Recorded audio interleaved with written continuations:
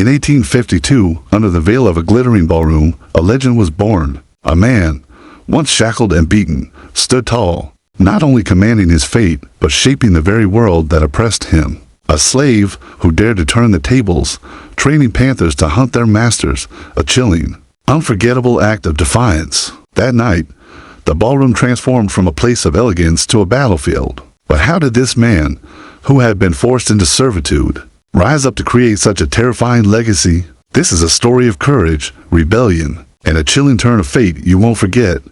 Before we dive in, don't forget to like, subscribe, and share. We have much more coming your way. Imagine being born into a world where your existence is nothing more than a tool, an object to be used and discarded at the whim of your masters. This was the harsh reality for our protagonist, a man whose name history has mostly forgotten, but whose courage would leave a permanent scar on the fabric of his society. Born into slavery, he was subjected to the brutalities of a life that sought to break his spirit before he even had a chance to live. From the beginning, life was a battle for survival. Every day, he faced the unrelenting weight of oppression, forced to work under the burning sun, to bear the lash of a whip, and to endure the relentless cruelty of a system that viewed him as less than human. Yet, instead of bowing to the crushing weight of this inhumanity, he found something within himself, something that would change the course of his life and the lives of those around him. But how does a man, shackled by chains, turn the tables on the very system that binds him? How does a slave rise to defy the most powerful and ruthless man of his time? The answer, perhaps, lies in the unlikeliest of places, the untamed wilderness. As a young boy, he grew up surrounded by stories of power, freedom, and defiance. The animals that roamed the forests, fierce and free, became his inspiration. These creatures weren't bound by the rules that govern human society. Panthers, known for their strength, speed, and deadly precision, became the symbol of what he longed to be: untouchable, wild, and free. It wasn't just about survival anymore. It was about transformation. From the dark corners of the plantation to the quiet, moonlit forests, he began to dream of a way to use his tormentors' own weapons against them. And in the depths of that rebellion, a plan began to form. He would turn the panther, the symbol of nature's raw power, into a force of vengeance, a weapon with a mind of its own, a tool for freedom. His first encounter with a panther was nothing short of a revelation. One evening, as he worked in the fields, a wild panther appeared near the edges of the plantation, its eyes gleaming with an intensity that seemed to pierce through the night. The predator's sheer presence captivated him. It was majestic and terrifying, a creature that lived by its own rules, unconstrained by the laws of men. But more than that, he saw something deeper in the panther. He saw the raw potential for power, for freedom, in its every movement. It moved with an elegance that spoke of silent strength, a predator born to rule its domain. And in that moment, something ignited inside him, a realization that his future lay not in submission, but in control. He wasn't just going to survive. He was going to take back what had been stolen from him, piece by piece, over the years. He began to study the panther, observing its every move, its instincts, its rhythm. He watched the way it hunted, how it moved through the forest like a shadow, its power held in the quiet grace of its steps. He learned to mimic its movements, honing his own body into something more than a slave's. His training became an obsession, a way to reconnect with the wild, untamed spirit that had been beaten out of him. But this wasn't just about physical training. The real challenge was mental. To train the panther to listen to him, to trust him, this would require a level of understanding and control that went beyond the limits of typical animal training. This would be a battle of wills. He had no formal education, no tools of sophistication, just a fierce determination to break free from his chains. It wasn't just the panther he had to tame. It was himself. The courage to challenge the very system that enslaved him would come from a place deeper than survival instinct. It would come from a place of revolution. What would it take for a man to control such a powerful, untamed beast? And more importantly, what could one man do with such a weapon at his side? The panther is not just any wild animal. It is a symbol of the untamable. With its sleek, powerful body and piercing gaze, the panther embodies everything our protagonist craved: freedom, strength, and a raw, primal connection to the wild. But why choose a panther? Why not another animal, perhaps one easier to train, less unpredictable? The panther, with its solitary nature and unmatched stealth, was the perfect creature for a rebellion. Unlike wolves or dogs, which rely on packs for hunting, the panther works alone, using its instinct and superior agility to overpower its prey. This solitary nature mirrored our protagonist's own situation. He was alone, separated from his fellow slaves by the brutal institution of slavery. Yet he was also, in a way, a predator in the making, just waiting for the right moment to strike. But training a panther was no simple task. These creatures weren't domesticated, nor were they inclined to follow commands. They were wild, unpredictable, and incredibly dangerous. And yet, this was the very reason he chose them. He wasn't looking for a tame, docile animal that could simply follow orders. He needed something that could fight back, something that could be as unpredictable and dangerous as the system that kept him in chains. To train the panther, he would have to become something more than just a slave. He would need to become a master of his surroundings, understanding the panther's behavior and instincts on a level that no one had before. He studied their movements, their hunting techniques, and their unspoken communication. He learned that the panther's strength didn't come from its size or speed. It came from its ability to remain calm, to observe, and to wait for the right moment to strike.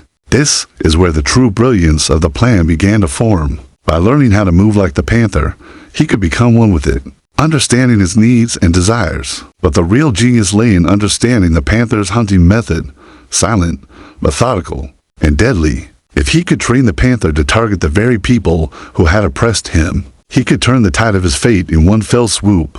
But could a wild beast be trained to obey a human, especially one who had spent his life in chains? And if he succeeded, would this be the turning point of his life, or his final, most dangerous gamble? The ballroom. Too many. It was the epitome of elegance, a place where the wealthy and powerful gathered to flaunt their influence, their riches, and their social status. But beneath the chandeliers and the flowing gowns, a dark game was always at play. The ballroom, for all its beauty, was also a place where power dynamics were on full display. It was a playground for the elite, a place where slaves like our protagonists were invisible, and their voices silenced. For years, he had seen this dance unfold. The masters, with their polished manners and carefully constructed facades, ruled over everything. The slaves, meanwhile, were relegated to the background, expected to serve, to obey, to never question. Yet, the ballroom represented something more to him, a battlefield of deception. It was a stage where the true power of the elite was most visible, but it was also a place where the cracks in the system showed, where the mighty could be brought to their knees, if only for a moment. This was where he would make his stand. While the elite danced and whispered behind their fans, they were oblivious to the rebellion that was slowly taking root just beyond their reach. The idea began to form in his mind, a night when everything would change, a night when the tables would turn. The panther, with its deadly precision, would become the weapon that would shatter the illusion of power, and the ballroom, which had been a stage for the elite's dance of control, would become a battlefield. But how could he breach this fortress of luxury? The elites were more than just powerful. They were vigilant, trained to see any hint of rebellion long before it could manifest. It would take more than just brute force. It would take careful planning, precise timing, and, above all, secrecy. Every detail would have to be perfect. He knew the risks. If the rebellion failed, the consequences would be brutal. But there was no turning back now. The panther wasn't just a weapon. It was a symbol, a living, breathing act of defiance. If he could bring that symbol into the heart of the ballroom, it would send a message that could never be undone. But how would a room full of powerful, unsuspecting masters react when they were confronted not by an army, but by a predator they couldn't control? Training a panther isn't something you can simply learn from a book. It's a dangerous, unpredictable endeavor that demands patience, understanding, and above all, respect. And to train a panther to fight for you, to listen to you, it was a task far beyond anything our protagonist had ever attempted. But he wasn't about to back down. This wasn't just about survival anymore. It was about crafting a force so powerful, so formidable, that it could not be ignored. The first challenge was understanding the panther's nature. Unlike horses or dogs, which humans had domesticated over centuries, panthers were wild by design. Their instincts were sharp, honed by survival in the harshest environments. They didn't seek out human companionship. They were solitary hunters, accustomed to being the apex predator, and trust wasn't something they gave easily. In fact, the idea of training such a creature seemed absurd to most. Yet, there was one key to understanding the panther: its need for dominance. The panther, like him, had once been a slave to its environment, constantly fighting for survival, constantly hunting for his next meal. In that struggle, he saw a reflection of himself. Both were creatures that had learned to adapt, to survive against the odds. And that connection, that understanding, would be the key to his success. At first, his methods were crude, relying on nothing more than instinct and trial and error. He used food as a way to gain the panther's attention, attempting to build trust through nourishment. But trust didn't come easily. The panther would circle him, its eyes wary, its movements cautious. One wrong move, one misstep, and the consequences could be fatal. Gradually, however, he learned. He started to recognize the subtle cues, the flick of an ear, the tense muscles along the panther's back, signs that it was becoming aware of him, that it was slowly starting to accept his presence. Every day, he spent hours in the wild, refining his techniques, watching the panther's movements, learning how to match its rhythm. The more he mimicked the panther's fluidity and patience, the more the beast responded to him. He wasn't taming the panther in the conventional sense. He was becoming like it. He was teaching it to become a weapon, to do his bidding in a world that had enslaved him. But even as he took steps forward, the danger remained. Every day, the panther could turn on him, and when it did, there would be no mercy. Could he truly tame the untamable? And if he succeeded, would he be able to control such a powerful force when the moment of truth arrived? The night had arrived, the night that would forever be etched into the history of the oppressed. The ballroom, bathed in golden light and suffused with the sounds of an orchestra, seemed untouched by the storm that was about to break. The elite were dressed in their finest, their laughter echoing off the walls, oblivious to the events unfolding just beyond the grand doors. The masters, in all their wealth and power, were about to face a terror they never imagined. Our protagonist had spent months preparing for this moment. Every detail had been meticulously planned, every move calculated. The panther, now a trained, fierce ally, was ready. But this wasn't just about the beast. This was about the culmination of years of suffering, the deep, burning desire for revenge, and the unyielding will to take back what had been stolen. As the guests swirled on the dance floor, he made his way to the back of the ballroom, the panther at his side. The creature moved silently, its powerful muscles rippling beneath his sleek coat. It was as if the very air parted for the predator, the tension thick with anticipation. He had trained the panther to blend into the shadows, to move with the quiet precision of a phantom, waiting for the right moment to strike. His heart pounded in his chest. He knew what was at stake. If they were discovered too soon, the plan would fail, and the punishment would be unspeakable. But if they succeeded, if the panther struck at the heart of the oppressors, everything would change. Then, the moment came. As the music swelled and the crowd became lost in the rhythm of the dance, the panther sprang from the shadows, its eyes glowing with a predatory gleam. The ballroom, once a place of luxury and elegance, became a battlefield. Chaos erupted in an instant. Screams filled the air as the panther lunged, its powerful claws finding their mark. The masters, once so secure in their positions of power, were reduced to helpless prey. The panther was no longer just an animal. It was a force of nature, a manifestation of everything the oppressed had endured. But as the panther wreaked havoc among the elite, a question lingered in the air. Would this night be the end of the old order? Or would it mark the beginning of something far darker? A world where even the wildest of creatures could be controlled. As the chaos unfolded in the ballroom, it was easy to see the physical battle. The panther, a shadow of fury, tearing through the grand space, its every movement a reflection of the violence long simmering beneath the surface. But for our protagonist, the real battle was not just with the elite. It was within himself, a war between the anger that had fueled his rebellion and the deeper, more profound questions that now stirred within him. The panther was a weapon, yes, a symbol of power and defiance. But as it pounced on the powerful men and women who had enslaved him, he couldn't ignore the weight of what was happening. Was he, too, becoming what he had fought against? The fear, the violence, it felt almost familiar. The masters had relied on their power and cruelty to control the world around them. Was this any different? He had spent so long dreaming of revenge, of taking back what was rightfully his, that he hadn't considered the consequences, not just for the world, but for himself. As he watched the panther, now a beast of revenge, his heart swirled with conflicting emotions. There was satisfaction in seeing the tables turn, in watching those who had once looked down on him become the hunted. Yet, there was a growing sense of discomfort, an uneasy realization that freedom built on violence could come at a cost. As the Panther continued to strike fear into the hearts of the elite, his mind raced. Was this truly the path to liberation? Would this night's actions create the kind of world he had imagined?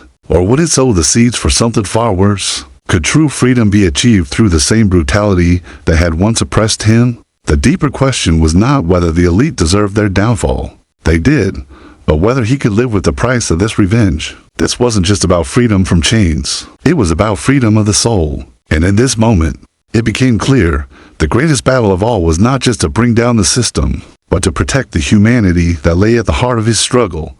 What did it mean to be free? Really? To escape the chains, yes, but to also keep one's integrity intact? The sight of the masters crumpling under the ferocious strike of the Panther was nothing short of surreal for those who had lived their lives with the belief that power and wealth could shield them from the world's darker forces. The moment was a brutal awakening. The ballroom, once a symbol of their control and superiority, had become a slaughterhouse. The air was thick with panic, filled with the frenzied shouts of those who had never before faced a threat so direct, so personal. But even as the Panther tore through the chaos, our protagonist remained still, watching with a mixture of triumph and uncertainty. For the first time, he saw the powerful fall not with dignity, but with terror, and in their fear. They were not so different from the slaves they had once oppressed. It was an ironic twist of fate. The very tools of control they had once wielded with such certainty, their wealth, their social status, their power, meant nothing in the face of nature's raw, unpredictable force. The Panther had become the embodiment of everything they had sought to dominate. Now, they were at its mercy, but even as the Panther dispatched its prey with terrifying precision, a part of him hesitated. There was no honor in the fall of these men and women, not like he had imagined. It wasn't a battle between equals. It wasn't a moment of justice. The masters hadn't fought back. They hadn't been given a chance to defend themselves. Instead, they were crushed beneath the weight of their own arrogance, overrun by a power they had never once considered could exist outside of their control.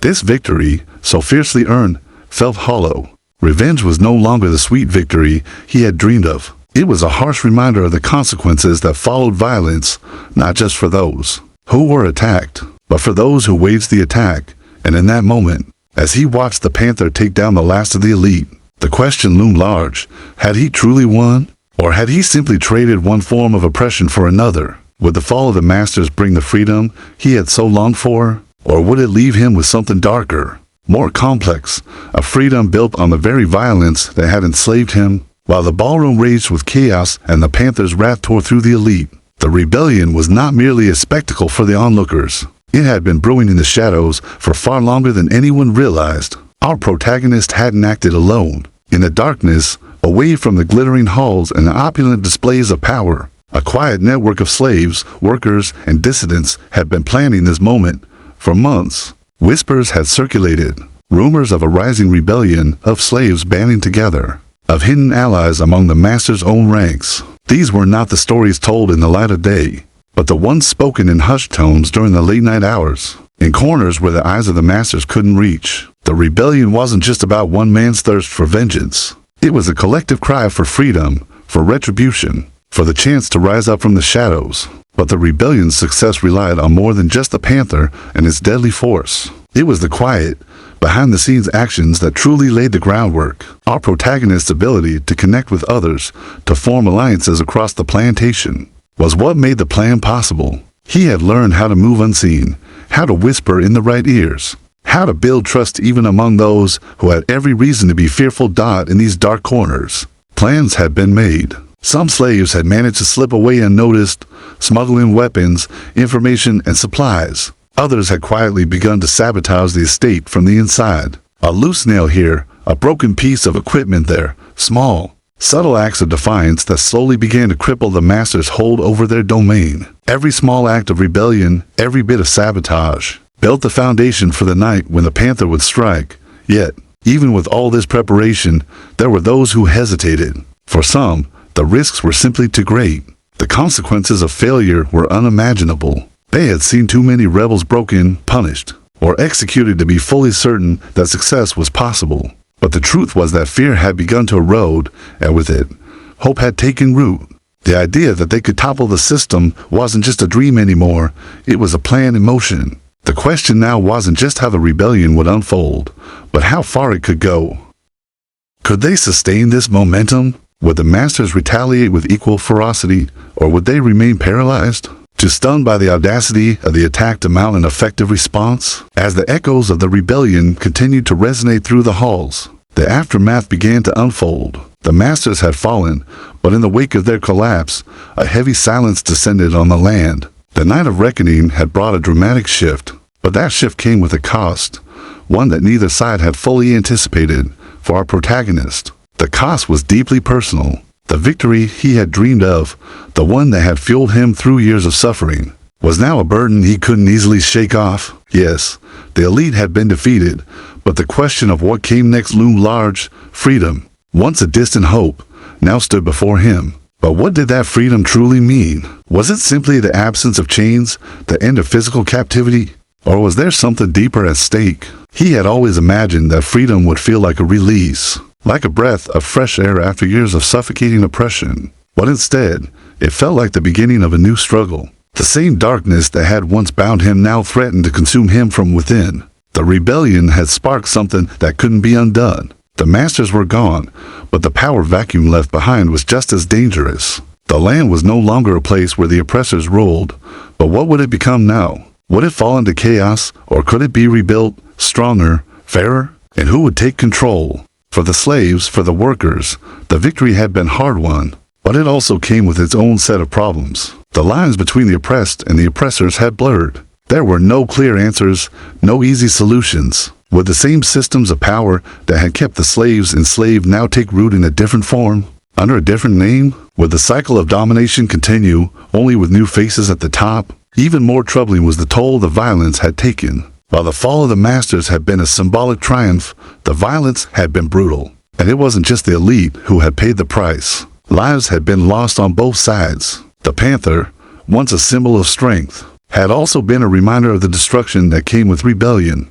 There was no turning back from the bloodshed, and in that blood, the price of freedom had been written, not just in the bodies of the fallen, but in the hearts of those who survived. The night of the rebellion had left its indelible mark on the world. It had changed everything, but the true scope of its impact wasn't fully realized at the time. In the aftermath, the land felt different, a place where the air seemed heavier with both the weight of loss and the fragile glimmer of possibility. The dust had yet to settle, but one thing was clear: the legend of that night, the legend of the slave who trained panthers to hunt masters, would never fade.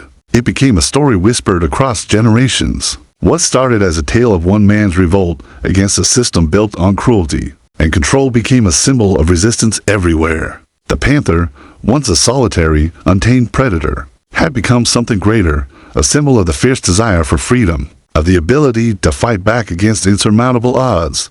The man himself, our protagonist, faded into the shadows of history, but the legend lived on, carried by those who had witnessed it, by those who had participated in the rebellion, and by the generations that followed. It became a part of the cultural memory of a people once enslaved, a reminder that power, no matter how deeply entrenched, could be shattered by those who had nothing to lose but their chains. Yet, the legend wasn't just about revenge. It wasn't even just about freedom. It was about the transformation that occurs when people, pushed to the brink, realize that their lives are their own to shape. The power of this act, of using the master's own weapon against them, was not simply in the violence of the panther, but in the declaration that they were no longer afraid. It was a statement that defied the notion that power and control could never be questioned. That rebellion was impossible. In the years that followed, the landscape shifted. New leaders emerged, and while some fell into the same traps of greed and dominance, others worked tirelessly to create something better. The legacy of that night lived on in the hearts of those who believed that freedom was worth the struggle, that justice could be carved out even in the darkest of times. As for the panther, it became more than a mere beast. It was a living testament to the fight for something bigger than survival, a creature that embodied the unbreakable will of a people who had been silenced, but refused to remain so. The rebellion was over, but the legend, it would never die. The night the ballroom became a battlefield would forever remain a story of courage, of revolution, and of the unstoppable force that is born when one man dares to fight back.